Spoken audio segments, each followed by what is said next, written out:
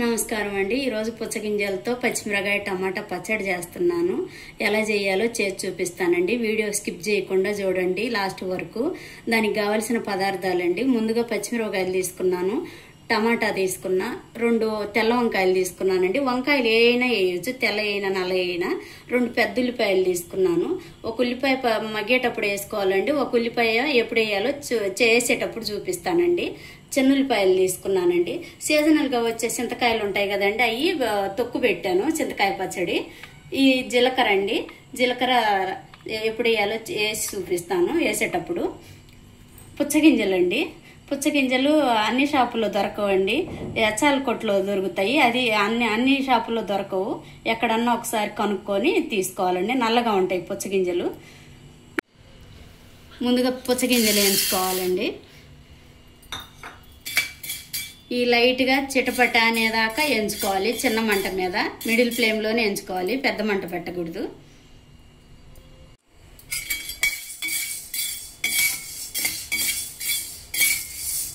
వేగిందండి, చిన్న మంట మీద వేపాను.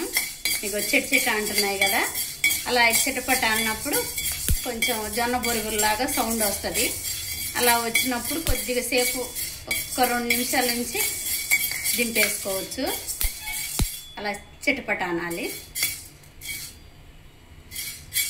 ఇంకా దింపేస్తున్నానండి, మాడిపోతాయి. పచ్చిమిరకాయ, టమాటా, వంకాయ, ఉల్లిపాయ అన్ని కట్ చేసేసానండి. ఇప్పుడు కొంచెం నూనె వేసి మగ్గించుకుందాం.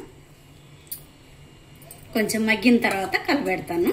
ఇప్పుడు మూత పెట్టేసి మగ్గించేస్తున్నాను, పొయ్యి మీద పెట్టేస్తున్నాను.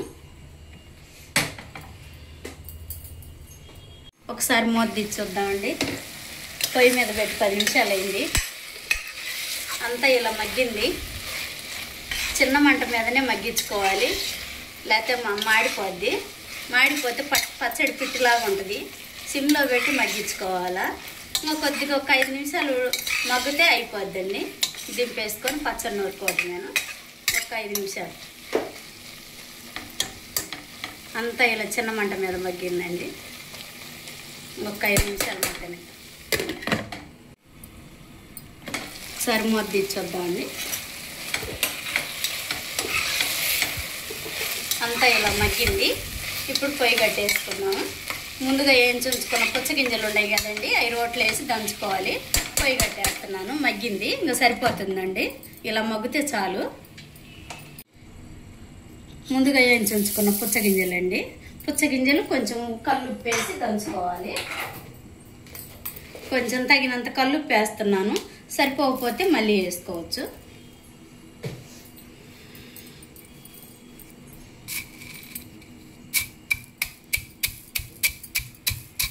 ఇదంతా మెత్తగా దంచుకోవాలి, ధనియాల్లాగా మెత్తగా దంచుకోవాలి. ఇలా మెత్తగా దంచానండి. అలానే మెత్తగా అంత గంధంలాగేం దంచలేదు, కొంచెం గింజలు నలిగేలాగా దంచాను. మిక్సీ వేస్తే మెత్తగా ఉంటుందని, అలా మెత్తగా అయితే బాగోదని ఇలా రోట్లో దంచుతున్నాను. రోట్లో పచ్చడి అయితే బాగుంటుందని. ఇప్పుడు అంత నలిగింది కదండి, ఇప్పుడు ముందుగా మగ్గించుకున్న టమాటా, పచ్చిమిరపకాయ వేస్తున్నాను.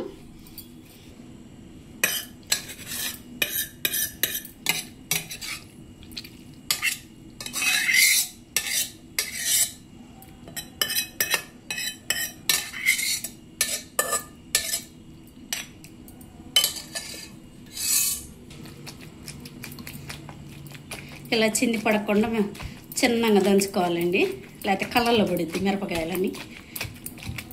రసము ముందుగా జీలకర్ర వేస్తున్నానండి. కొంచెం పచ్చడి పక్కకు తీసుకున్నాను. కొంచెం పచ్చి జీలకర్ర వేస్తే తినేటప్పుడు మంచి ఫ్లేవర్ వస్తుంది. ఇప్పుడు కొంచెం ముందుగా తీసి ఉంచుకున్న చిన్నులపాయ గర్భాలు వేస్తున్నాను.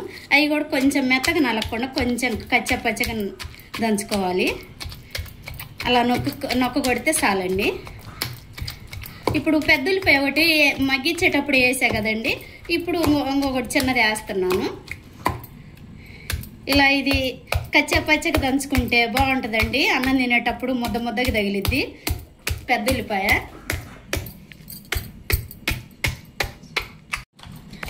పెద్ద ఉల్లిపాయ కచ్చాపచ్చగా దంచానండి, చిన్న ఉల్లిపాయ కచ్చాపచ్చగా దంచాను, జీలకర్ర వేసాను.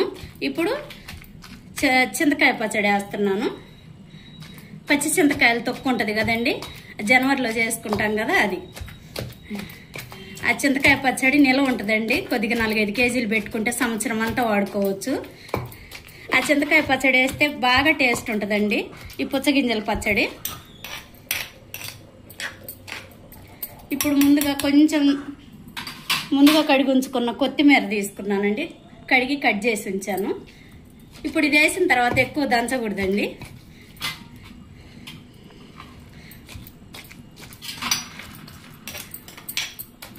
ఇది వేసిన తర్వాత కొంచెం అలా నలిగిందా లేదా అన్నట్టు అలా దంచేసి తీసేసుకోవాలి.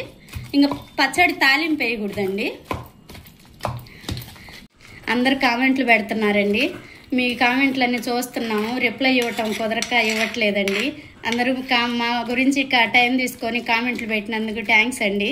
మీకు కామెంట్లకు రిప్లై ఇవ్వనందుకు సారీ అండి. ఇంకా మీరు ఇలాగే బాగున్నా బాగాలేకపోయినా చెప్పండి, దాన్ని మీ మాట తీసుకొని నేను మరిన్ని వీడియోస్ చేస్తానండి. మన ఛానల్ ముందుకు వెళ్ళాలంటే మీ సపోర్ట్ ఎంత అవసరం అండి.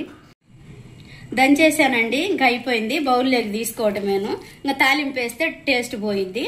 ఇలా వేడివేడి అన్నంలో కొంచెం నెయ్యి వేసుకొని తింటే చాలా బాగుంటుందండి. మీరు కూడా ఒకసారి ట్రై చేయండి. నేను ఇలా చేశానండి, మీరు కూడా ఒకసారి ఇలా చేసుకొని తినండి. ఎలా ఉందో కామెంట్ సెక్షన్లో చెప్పండి. లైక్ చేయండి, షేర్ చేయండి, సబ్స్క్రైబ్ చేయండి మరిన్ని వీడియోస్ కోసం.